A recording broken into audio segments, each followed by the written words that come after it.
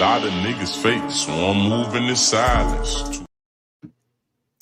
All right, and we are live. What is going on? What's going on, Soul Tribe? How y'all doing? How y'all living? It's your boy. Listen, man, I got another one here. Bear with me. I'm getting things organized on the other feed, like always. You guys hit that like button. Go ahead and share the live stream. Listen, I understand. Okay. I went back and looked at the feed, and look, told you the audio is gonna be messed up. I did go talk to my son. He's gonna work with me. Hey, Xander is messing up, man. Xander. All right. That's his cue. So we're gonna try to run this again. If my audio is messed up, doesn't really matter. As long as you can hear the clips. Okay.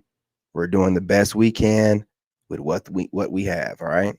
No further ado. Let's get right into it. Let's go.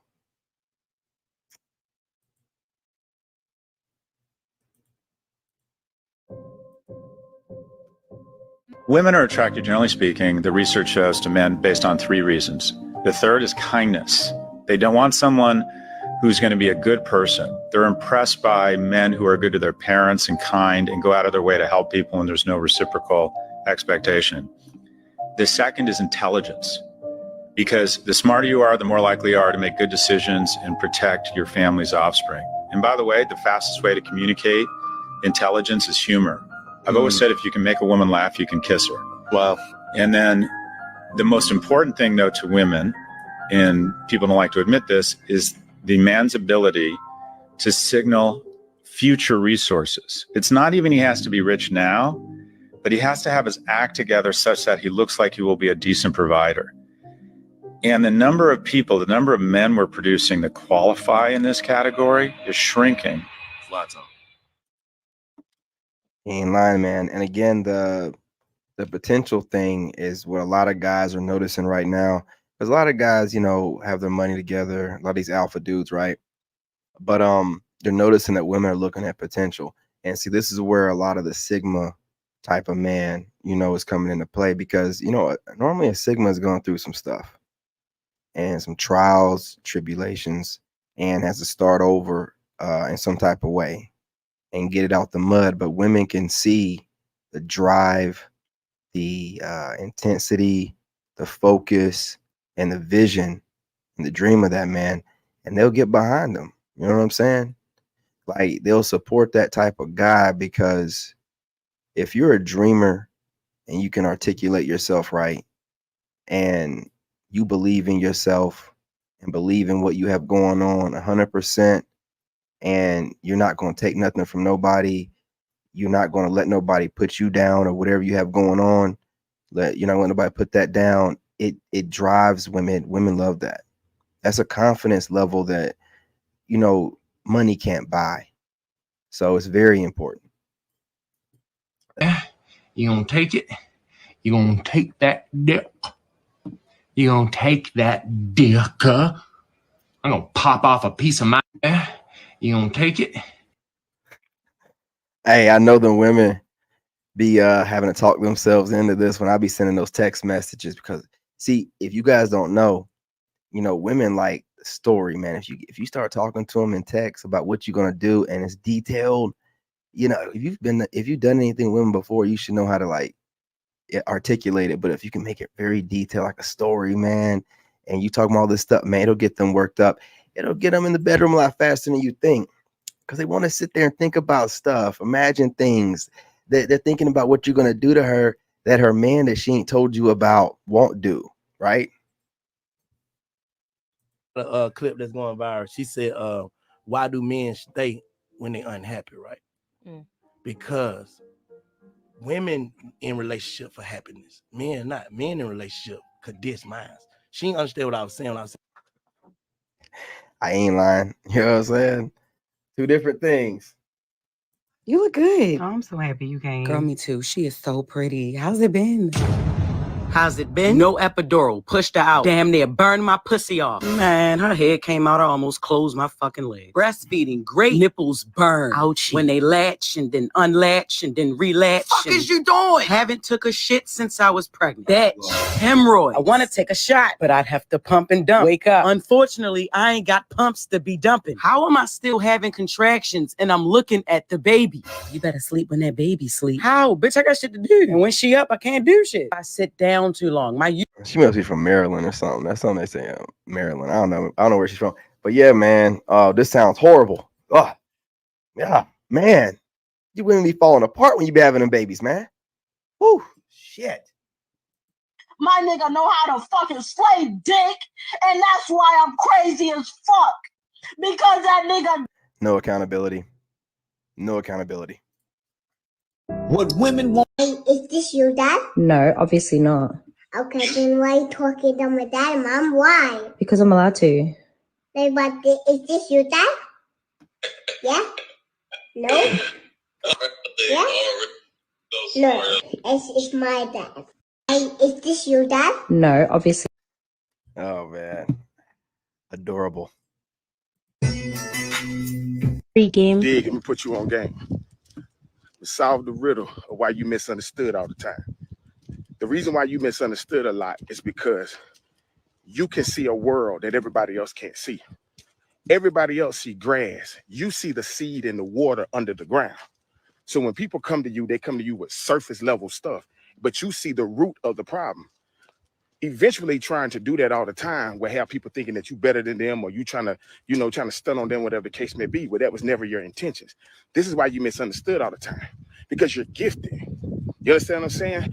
And one thing about being gifted, the gifted always suffer from anxiety because you see a world that nobody else can see. And it's hard for you to explain because who you going to talk to about it? So what you do is try to suppress that side of you and try to be with the common folks and talk about regular stuff, but you suffer in that world because you're a giant when they're trying to run in crowds. Actually, you don't need none of them around you. You're actually the giant of the crowd, and they always see you first. This is why you fall out with energies before everybody else do. And they always look at you like you the troublemaker, but then 6 months later, the one that you fell out with, everybody falls out with. And by the time they come to you with it, you done already moved on with life. You understand what I'm saying? You have to learn how to see the world that you see because it has a purpose to it.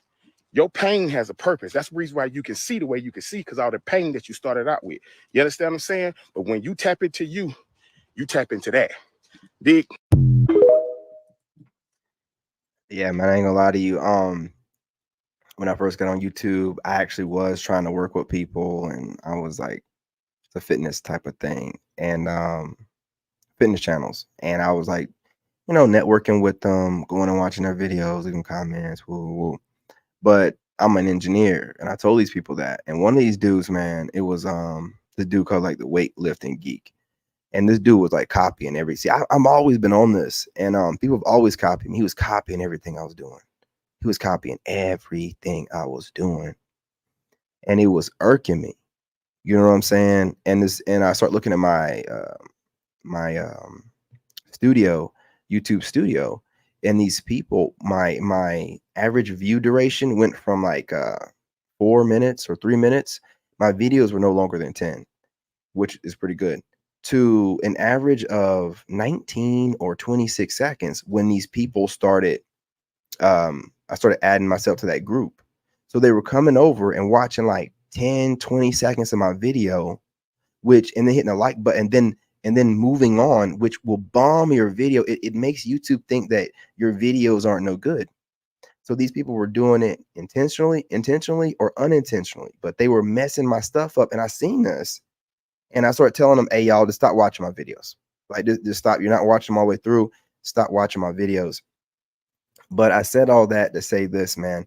I had a falling out with that weightlifting geek guy. I called him out on copying me, and that's not what YouTube's about and all this stuff. But to a lot of people, that is what YouTube's about, copying everybody else. That's why everything seems the same.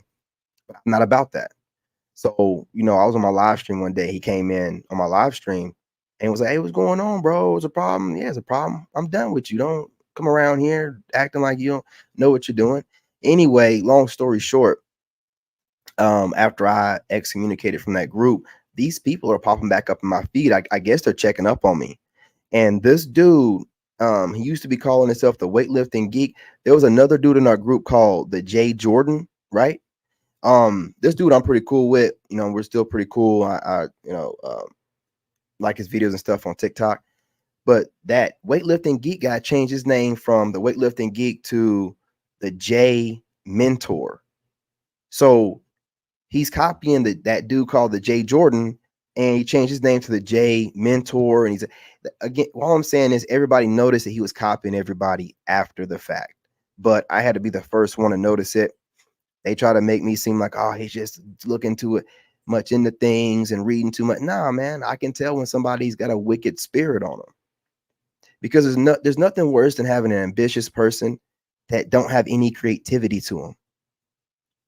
That'll turn into envy, man. Someone is super ambitious and wants to get things done, but don't have no ability to get it done by themselves. A man don't have to accept dealing with a woman with children. You don't have to accept it. There's a 18-year-old every day. There's a 19-year-old every day. There's a 20-year-old every day. And we can jump it up 3 points. There's a 23, 24-year-old every day turning 24, that age in America looking for the right man. Why are you dealing with women in their 30s that's already been ran through and want you to be stepdaddy? It is only fair to be a stepdad if the woman is giving you a service that's better than a woman without children. If a guy's coming into your life where he has to take on your responsibilities and another man's responsibility, and he has to protect you and die at any moment, somebody intrudes in the house or step up to you where he has to risk his life for you and your son or your daughter or children, yeah, you have to give him a high service, loyalty to the highest level, and he has to control all things that comes to the family. He makes the final decision. A man don't have to accept. The more educated and financially stable a woman is, the least likely she. A man. Hey, yo, it's a fact, man. Okay. Now, I'm not saying that you can't find one, but she has to be on her stuff. Like, instead of us allowing women to put these crazy, unrealistic expectations on us as far as dating, we should be putting those on them. Like, they're competing for us anyway. They're just trying to be manipulative about it. They don't want you to know they're competing for you. Right? But we know. So now that we know, we need to use that. Make them compete. If it's some single mother or something, she better be top notch, you know, like on some special forces level type of woman. You know what I mean? Like able to, you know. Hey, what's going on? All right, I'll be out there in a second. Our friends over here, man. I gotta hey guys, I gotta go. I gotta go get some gas and stuff like that. And one of my neighbors is over here right now to help me out with that. Hey Andy, I'll be right out, man. Okay, yeah, and you guys, I'll go live a little bit later, but you know, we're still dealing with things out here in Western North Carolina. And if thank God for the people out here. Shout out to my neighbor Andy and his wife. You know, these people have been helping me out and my son out this entire time. Shout out to my other neighbors. It's about the people in North Carolina. You know, the service workers weren't the greatest at getting things back up, but the people out here, you know, I don't care what they're saying about anybody. All that stuff is, man, look, they act like family out here. Race don't matter. Anyway, y'all, love and light. I'm your brother. I'm not going to hold you. I'll be back a little bit later. I'm going to close this down. But peace, love, and light, y'all. I got to get things going. Got to take care of my son. In this stream. In this game, you got to have that dog in you. Made in America.